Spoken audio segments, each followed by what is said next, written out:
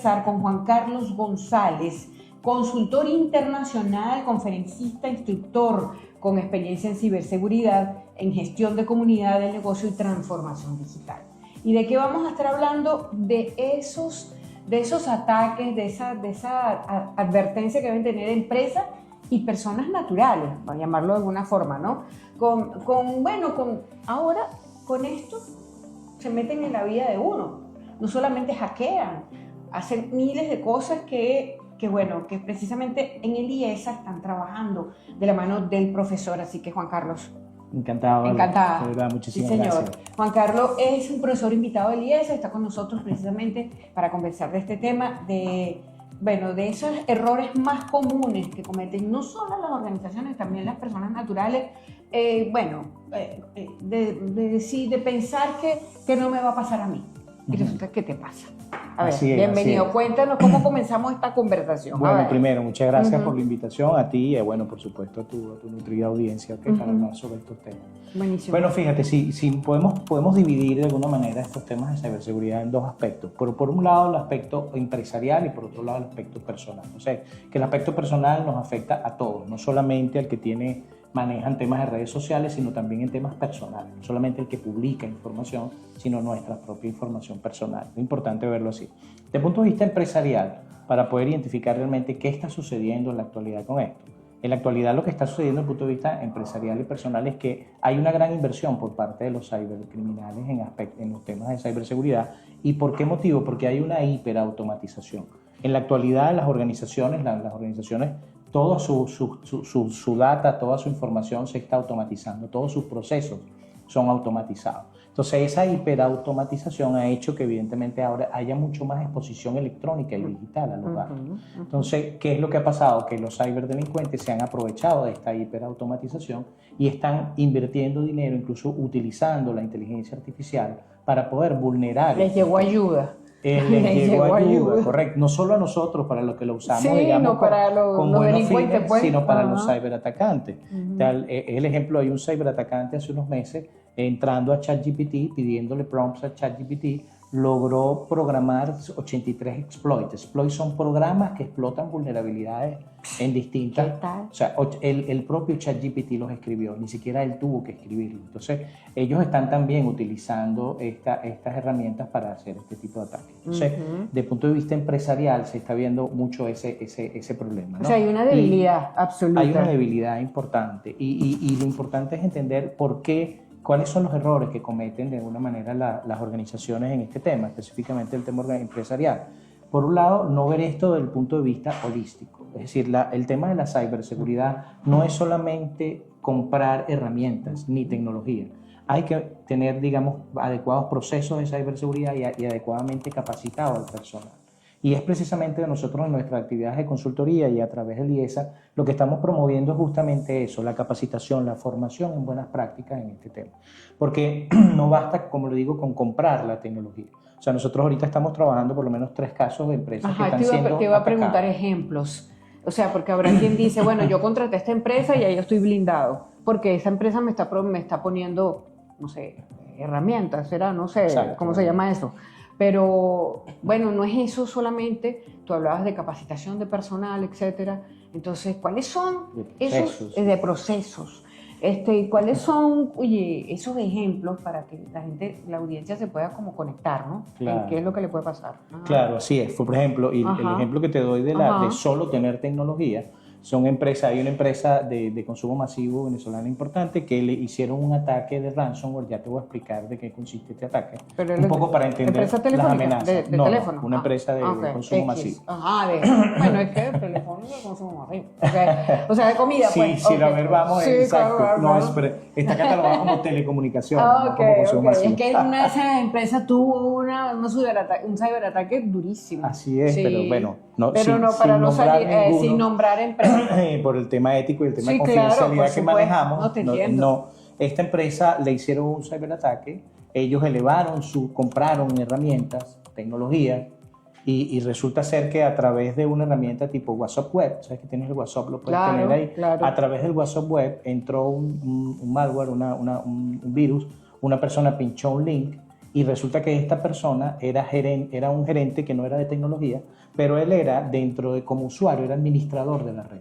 Entonces, ¿qué pasa con el malware, el virus? Él hereda los privilegios que tiene el usuario que está atacando. Que en ese caso él era de un gerente. Era un gerente normal, pero resulta que era administrador de la red y provocó el ataque. Lo que yo te ejemplifico con esto es que había mucha tecnología, pero falló un proceso. Como un gerente que no es administrador de la red, ¿por qué tiene privilegios? Entonces, este es un tema de procesos, no es un tema de tecnología. ¿Qué sucedió con esta organización? Que posteriormente, ¿qué tuvimos que hacer? Dar capacitación a todo el personal, dar una capacitación técnica al personal de TI y de ciberseguridad para que entendieran cuáles eran esos procesos que tienes que implementar que acompañen esa tecnología. Entonces, eso es un ejemplo de que utilizar solo la tecnología y no verlo desde el punto de vista holístico es un error. Claro. Es uno Fíjate que tú me hablas de que esa persona no debería estar autorizado, para llamarlo de alguna manera, para llegar a ese tipo de información, y estaba. Entonces también eso hay que explicárselo a la gente. Porque dirán, bueno, a mí me están sacando de información privilegiada, o yo necesito tener eso porque yo hago esto y esto y lo otro. ¿Cómo tú explicas eso? Así, ¿no? O simplemente a veces porque soy gerente. O sea, soy gerente y tú tienes que darme la autoridad. Correcto. O sea, eso suele pasar. Me expliqué perfecto. Eso era lo que quería decir. Claro. Así es. Porque a mí hay cosas que de la organización donde yo estoy, que es enorme, que yo no quiero saber, no me interesa. Claro. Pero bueno, hay gente que se empeña, ¿no? Así es. Entonces, eso es un primer error, no verlo desde el punto de vista holístico. El otro error es ver esto como un gasto y no como una inversión estratégica. Las organizaciones importantes a nivel internacional llevan un objetivo estratégico. Por ejemplo, fortalecer la ciberseguridad de la organización. ¿Qué implica fortalecerla? Implementar una serie de procesos, tecnologías. Y es un objetivo estratégico. No lo ven como un objetivo estratégico. ¿Cuándo lo ven como un objetivo estratégico? Cuando los atacan. Una vez que los atacan es cuando ven, oye, aquí tengo que invertir. Entonces, ¿qué es fundamental ahorita para las organizaciones? Y por eso hay que verlo desde el punto de vista estratégico. Su información y, por supuesto, su continuidad operativa. Y perder tu información con la hiperautomatización que tenemos en la actualidad es perder tu continuidad operativa. Estamos hablando de organizaciones, como te digo, tenemos ahorita 3 casos de organizaciones que tuvieron importantes días, o sea, bastantes días paralizados por temas de ciberataque y todavía están tratando de recuperar su activo más valioso, que es la organización, que es la información. Bueno, no sé si sería, sí, exactamente, no sé si sería por un ciberataque, pero hubo un banco que estuvo enredado en una cosa de esa por varios días, que no podía ofrecer el servicio, la plataforma estaba complicada, entonces fíjate lo que eso significa. Sí, así es, y de ese, específicamente con el tema bancario, te puedo hablar de casos que están no en Venezuela, pero sí documentados. De hecho, nos tocó participar. Estamos hablando del Banco Pichincha de Ecuador y el banco de Chile, el Banco de Chile. No recuerdo el nombre del banco en Chile, que ellos tuvieron 8 días, casi 8 días, paralización total en todos sus canales electrónicos, por ejemplo, por un ataque de ransomware, que ya te voy a explicar entonces cuál es ese tipo de amenazas. ¿En qué consiste el ransomware? El ransomware es secuestro de información. Imagínate que, como te comenté en el caso anterior, ese señor le enviaron un mensaje en el WhatsApp web, él pinchó. Tenía privilegios, pinchó y entró. Exactamente. Y entonces, ese virus que hace, ese malware, tipo ransomware, empieza a identificar dónde están las bases de datos de la organización. Y esa información la cifra y la hace ilegible al propio dueño. O sea, la secuestra y le dice, si tú quieres volver a ver tu información, tienes que pagarme tanto dinero en Bitcoin, tanto en Bitcoins o en criptomonedas. O sea, ya directamente viene una extorsión, hay una extorsión por el ver la información. Es más, existe el ransomware de doble extorsión, que no solamente te cifran la información, sino que la extraen y te amenazan de que la van a publicar. Entonces hay una doble extorsión. Si no quieres que la publiquen, págame, y si no quieres y quieres volverla a ver. Evidentemente, una organización con esta hiperautomatización no puede vivir sin su información. Entonces paralizas totalmente a la organización. Entonces, en el segundo error, que es el tema estratégico, hay que verlo desde el punto de vista estratégico y no esperar a que el impacto sea el que te haga despertar y decir, vamos a verlo desde el punto de vista estratégico. ¿Cuál es la forma más común de actuar de estos delincuentes? Es decir, entran por ese WhatsApp web o en Google, o no sé, ¿cómo es la forma más común, Juan Carlos? Sí, fíjate que precisamente un informe que preparó la Europol, que hace el análisis en todo el ciberespacio, porque ahorita no hay fronteras, ¿ok? Claro, o sea, que no, porque es que pensaba en la nube. No hay Cuando te hago esa frontera. pregunta, Claro. pensaba en la nube, que si en la nube está guardado todo y si atacan la Sí. nube, por ejemplo. Ajá, que la han Ujú. atacado, por Que la han supuesto, ha sido atacado, ha habido ajá. vulnerabilidades en la Ajá. nube.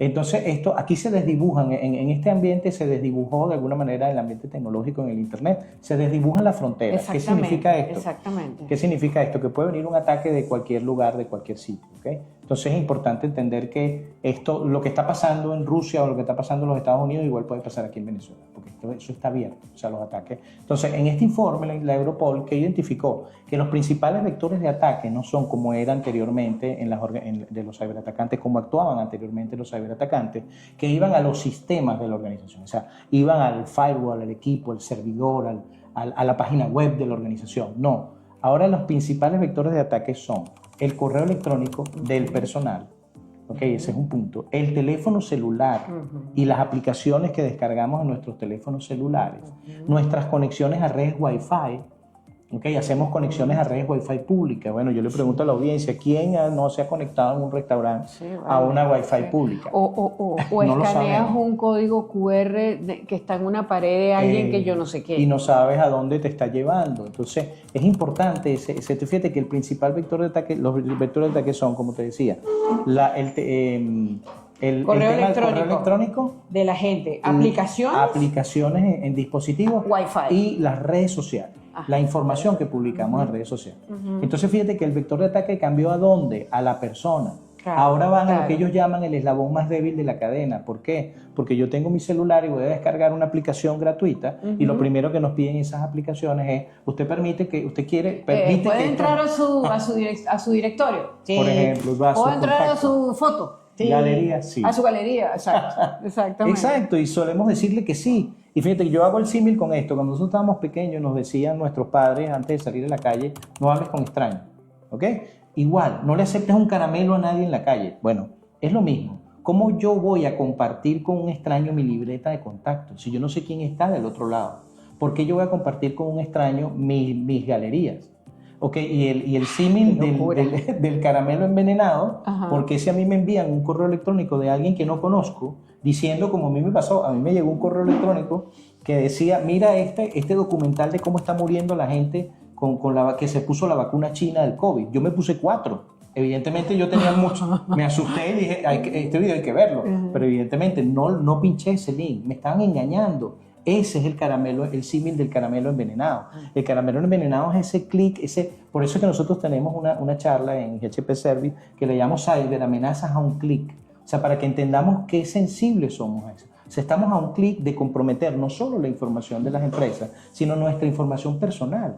Entonces la gente dice, oye Juan, ¿por qué tú? La gente dirá, ¿por qué tú recibes spam? Yo recibo mucho spam, o sea, correo basura, correo de Yo ni los abro. Claro, pero borrar. Nah, ni abro esa broma. Cualquiera Sí, diría, cualquiera diría, porque un experto en ciberseguridad recibe esa información, pero es que no soy yo, son mis amistades, son mis clientes que de pronto descargan una aplicación gratuita y les dicen, ¿quiere compartir su libreta de contacto? Le dicen que sí. Claro. Y en ese momento están compartiendo mi correo electrónico. Exacto, exactamente. Y que les permite a los ciberatacantes utilizarme a mí como vector posible de un ataque. Entonces, fíjate que es muy complicado. Es muy complejo, es muy complejo. Es complejo y hay que cuidarse mucho de eso. Bueno, vamos a hacer la pausita de publicidad para la vuelta.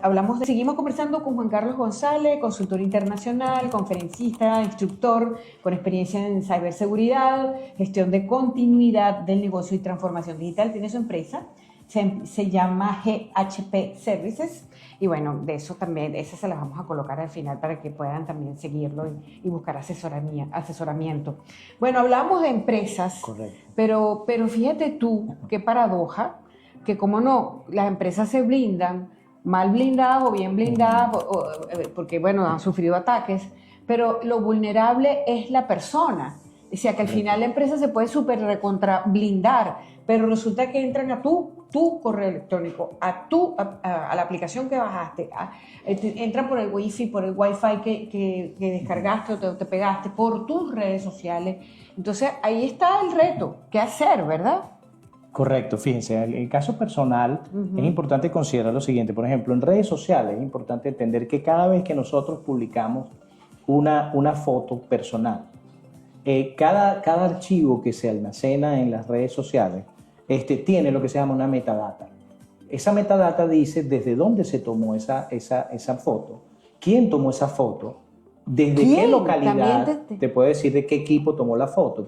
Esa información puede verse. Entonces es información muy sensible. ¿Quién tomó la foto? ¿Dónde se tomó la foto? ¿Desde qué dispositivo se tomó la foto? ¿Desde qué dispositivo y quién tomó la foto? Exacto. Entonces damos el primer paso que necesita todo ciberatacante, que es información. Entonces, si yo voy por una organización, yo puedo decir, bueno, fíjense esto tan sencillo. Yo puedo entrar a la página, al LinkedIn de una empresa X y poder identificar quiénes la siguen, su foto, pues. quiénes la siguen, y luego de que quiénes la siguen, identificar entonces quiénes trabajan en esa organización. Y luego entonces voy hacia el perfil de esa persona y la busco en Facebook, donde hay más libertad de publicación de temas personales. Ya LinkedIn es un poco más profesional, pero en Facebook, por ejemplo, son temas muy personales. Igual pasa con Instagram. Son temas muy personales. Entonces es importante considerar que ahí nos convierten a nosotros en el primer punto de entrada a las organizaciones o a nuestras casas. Señores, aquí en Venezuela había una banda en Petare que utilizaba los Facebook que estaban abiertos, Facebook que no tenían ningún parámetro de seguridad. ¿Para qué? Para hacer extorsión. Imagínense que a uno lo llame alguien que no conoce y le dice, mire, yo sé quién es usted trabaja en tal sitio, usted tiene un hijo que estudia en tal colegio y empieza a darte información personal y te dice, y si no me pagas yo voy a ir contra tu familia. Qué susto da que un desconocido te llame. Son delincuentes. Y son delincuentes. Y resulta que los hombres estaban presos. Ni siquiera podían hacer una acción física. Pero qué temor da que alguien te llame y te dé tu información personal. Eso es lo que, desde el punto de vista personal, lo que más está sucediendo. ¿Sabes? Al igual que este tipo de ataques que tiene que ver, por ejemplo, con el tema del WhatsApp. Mira, me robaron el WhatsApp. Soy María, estoy comprando dólares, X. Mira, o un amigo que nos escribe supuestamente con una emergencia. O sea, ya ese tipo de cosas van directamente al humano, a lo que se llama la ingeniería social. Y la ingeniería social no es más que el timo. Yo trato de timarte para poder obtener información tuya personal o de la organización. ¿A través de qué? A través de mensajes que parecen fidedignos. Porque si yo te estoy escribiendo diciendo, mira, soy Juan Carlos, mira, necesito unos dólares y tú me conoces, te estoy escribiendo en mi WhatsApp porque vas a desconfiar. Entonces, un poco los mensajes es que debemos desconfiar mucho de este tipo de cosas. Porque hay varios vectores, por los cuales entra este tema. Por un lado, el correo electrónico, que es uno de los principales vectores de ataque, como lo dijimos, que es ese correo electrónico phishing que te envía, no sé, la vida es bella, información que puede ser de tu interés o no, pero que nos invita a una acción. Ojo con eso. Ese es el punto. ¿Podemos recibir el mensaje? Sí, pero ese mensaje de un desconocido que nos invita a una acción subsecuente, bien sea descargar un archivo o abrir un link, desconfíen. No lo hagan, traten de validar la fuente si es posible y si es así, lo hagan. Mientras tanto, no lo hagan, porque la idea es obtener información personal. Es que se meten en todos lados. Fíjate que a los bancos ahora están poniendo, de hecho, Banca Amiga te pone todo el tiempo, este es el link, ojo, no abras otra cosa. Sí, por eso que estás diciendo justamente. Existe el ataque de las páginas web falsas. Sí. O sea, los ciberatacantes invierten en crear páginas web falsas de las organizaciones. Pues de los que son real, ¿no? Entonces exacto, la gente puede por ejemplo, confundirse. no sé, bancooficial.com. Entonces, en vez de decir banco oficial, la O, en vez de una O es un cero. Claro, es muy sencillo, o sea, yo la puedo ver a simple vista. Y no te das Oye, cuenta. estoy recibiendo, le doy clic y resulta que estoy entrando a la página no de mi banco oficial, sino el banco falso. El que te va a robar. El que te va a robar, el que te va a pedir tu información para robar. Entonces, importante ese tema del phishing, es importante. Incluso vía voz, ¿ok? Hay uno que se llama el phishing, el ataque de phishing es alguien vía telefónica tratando de timarte. Y fíjense lo que está sucediendo. Los ciberatacantes están utilizando la inteligencia artificial para imitar la voz e incluso la fisonomía de las personas. De hecho, un banco, en una organización en Hong Kong, le hicieron un ciberataque, los timaron utilizando la inteligencia artificial, en donde la persona de tesorería de esta organización estaba en una videoconferencia con dos de sus jefes fake, no eran jefes reales, o sea, fisonomía, claro, voz, eran hechos con y inteligencia le artificial. ordenaron transacciones aproximadamente por $25 millones y él ejecutó las transacciones. Entonces, ese tipo de cosas puede suceder. Sigue. Por ejemplo, el uso de la inteligencia artificial, cortar la cara, el face de una persona o de un niño en Facebook, cortar la cara y colocarlo en un sistema de inteligencia artificial y para que aparezca el niño o la niña con esa cara amarrado, secuestrado, y le envían el video a los padres. Tengo a tu hijo, resulta que el hijo está en el cine con los amiguitos. Sí. Por ejemplo. Desconfiar. La palabra es desconfiar. Correcto. O sea, yo como periodista desconfío de todo. Yo, ¿y dónde leíste eso? ¿Y de dónde salió eso? Yo nunca... Validar la fuente, sí. Exactamente. De todo lo que se te atraviese, desconfiar. Pero a veces tú pierdes, o sea, tú quitas la alarma, tú dices, estoy en modo casa. Exacto. Entonces, ¿cómo voy a estar desconfiando hasta en mi propia casa? Pero digamos que hay que desconfiar, Juan Carlos. Sí, porque totalmente, ¿verdad? Hay que desconfiar un poco y validar la fuente de alguna manera. Y otra cosa, ¿qué buscan mayoritariamente estos ciberatacantes? ¿Qué están buscando? ¿Qué tipo de personalidades? ¿Qué tipo de empresas? ¿Qué es lo que buscan? Porque se debe para ganar dinero, pero a ver, ¿qué es lo más común? Ok, fíjate, sí, definitivamente lo que buscan es dinero. Y lo primer punto es obtener información. O sea, en el mejor de los casos, porque eso te trae el dinero después. Eso trae después, exactamente. Claro. O sea, pero básicamente, por supuesto, lo que buscan es dinero. Hay otros grupos hackingtivistas, que son activistas políticos y este tipo de cosas, que tienen otros fines. Por ejemplo, está sucediendo en la inteligencia artificial. Nosotros tenemos un programa en el IESA que hablamos sobre la influencia de la inteligencia artificial en la dinámica empresarial.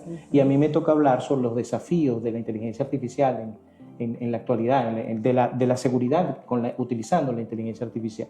Y se está utilizando la inteligencia artificial para generar ataques, para generar impactos, para generar cosas. Entonces también la inteligencia artificial tiene sus riesgos. Por ejemplo, yo puedo hacer una cosa que se llama prompt injection.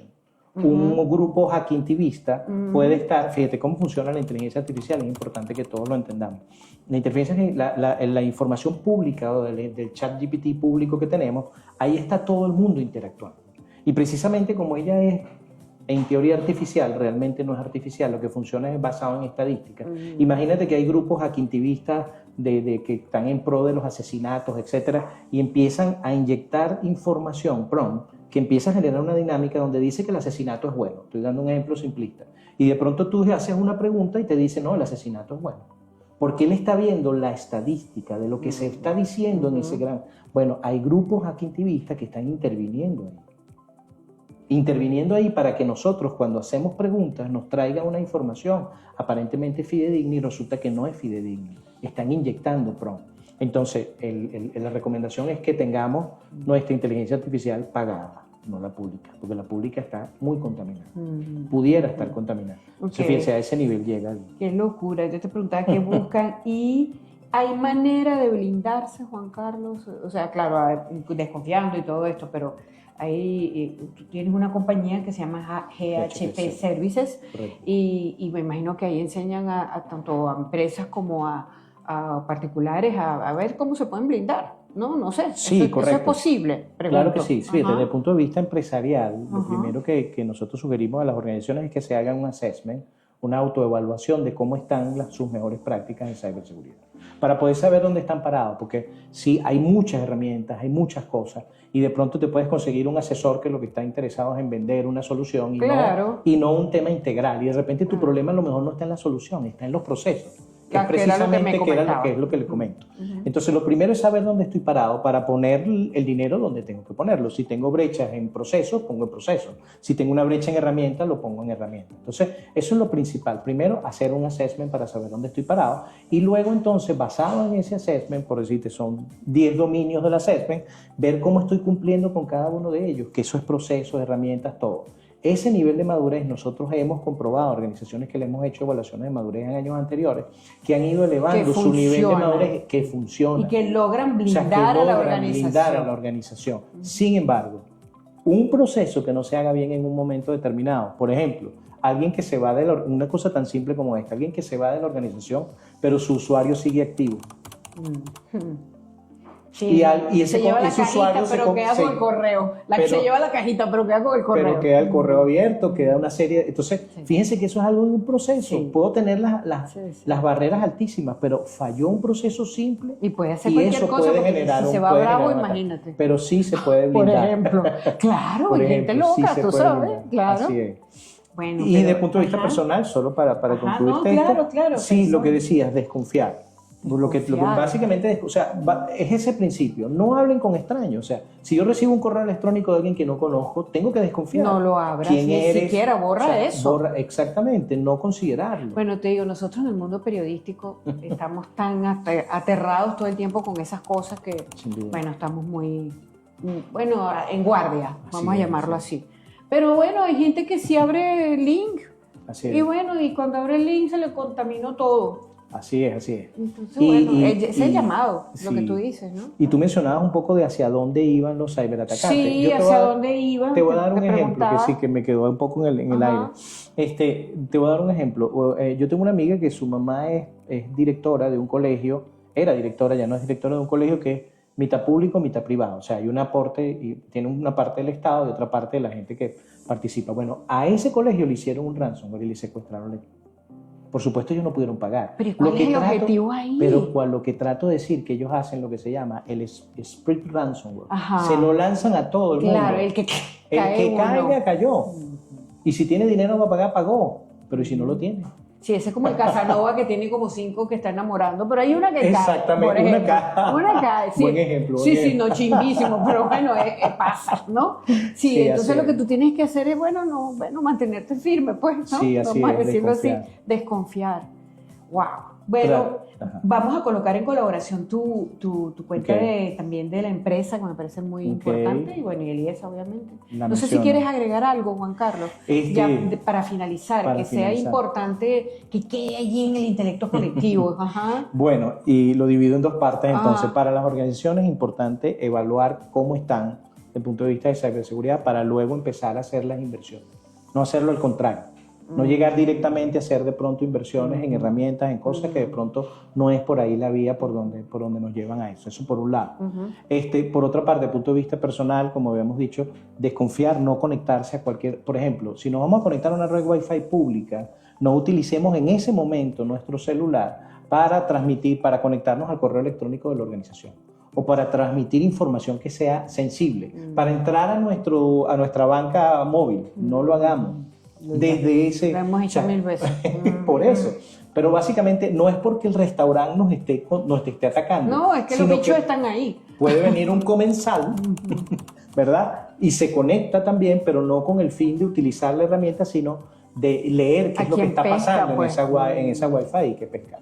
Entonces es importante tener mucho cuidado y desconfiar de eso. Ya saben, el especialista lo dice, Juan Carlos. Oye, qué interesante charla, de verdad que sí. Gracias.